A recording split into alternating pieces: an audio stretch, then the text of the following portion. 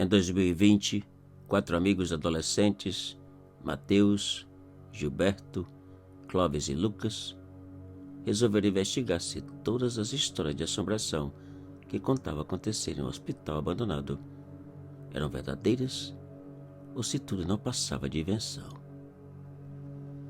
Numa sexta-feira, por volta das 10 da noite, carregando apenas os telefones, os 4 pararam frente ao enorme hospital caindo aos pedaços.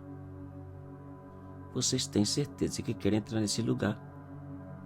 perguntou Clóvis, o mais novo do grupo. Os outros 3 nem sequer pararam para responder. Acenderam as lanternas dos telefones, empurraram a velha porta e entraram. O hospital estava em piores condições do que os amigos imaginaram. A sujeira, os móveis quebrados e o mau cheiro de coisa podre de produtos hospitalares por toda parte tornava quase impossível caminhar ou respirar. Os grafites nas paredes e portas davam um aspecto ainda mais horripilante. Dava a impressão que o próprio demônio estava ali presente e observando cada passo que davam. E bem devagar foram passando por cima de tudo, checando cada sala, cada cômodo.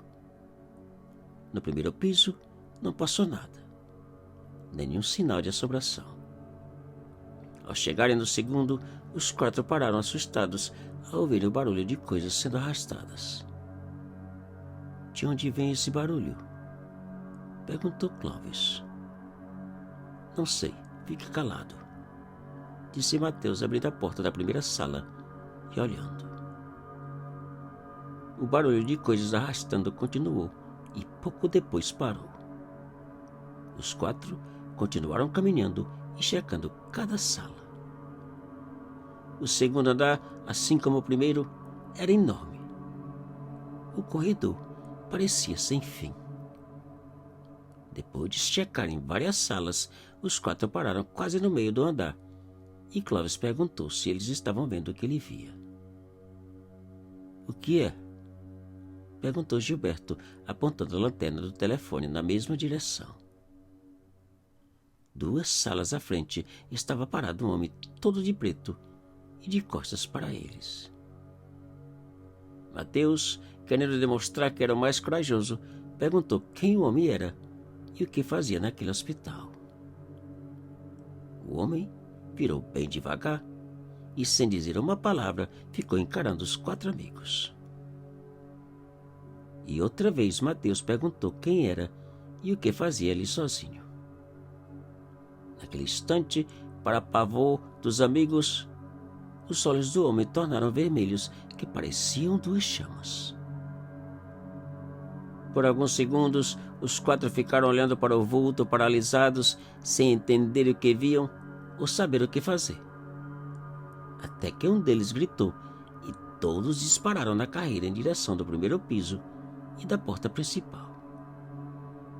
Porém, sair foi impossível. A porta estava bloqueada como uma montanha de móveis quebrados. O único jeito era procurar uma outra saída. Desesperados, os 4 saíram correndo pelo longo corredor, procurando por alguma janela ou porta quebrada. Mas não havia nenhuma porta e todas as janelas estavam gradeadas. E para completar o desespero que sentiam, todas as baterias dos 4 telefones que levavam esgotaram ao mesmo tempo. "E agora? O que vamos fazer?" perguntou Lucas. O corredor parecia mais longo e mais assustador. A escuridão era tanta que quase não conseguiam ver por onde caminhavam. Mas não havia outro jeito.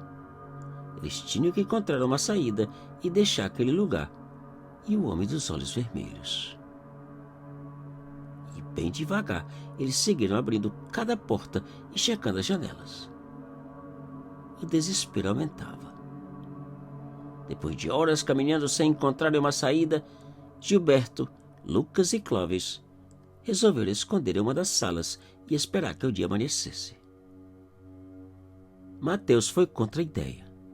e, resmungando, saiu sozinho pelo corredor. As horas passaram. Escondidos na sala, os 3 amigos ouviam barulho de passos correndo, indo e vindo no corredor. Pensaram em perguntar se era Mateus, mas não tiveram coragem. Afinal, podia ser o homem dos olhos vermelhos, procurando por eles. Quando o dia foi amanhecendo e nada de Mateus retornar, Gilberto, Lucas e Clóvis saíram do esconderijo e foram à sua procura. Depois de caminharem pelos corredores dos 2 andares, chamando pelo amigo, os 3 desistiram, removeram os móveis da porta e saíram do hospital. Pouco depois, Mateus foi encontrado pela polícia, escondido em uma das salas, com as costas toda arranhada. Ao perguntarem quem o havia arranhado, Mateus apontou com o dedo para o canto da sala e disse: "Ele, o homem dos olhos vermelhos." Naquele canto não havia ninguém.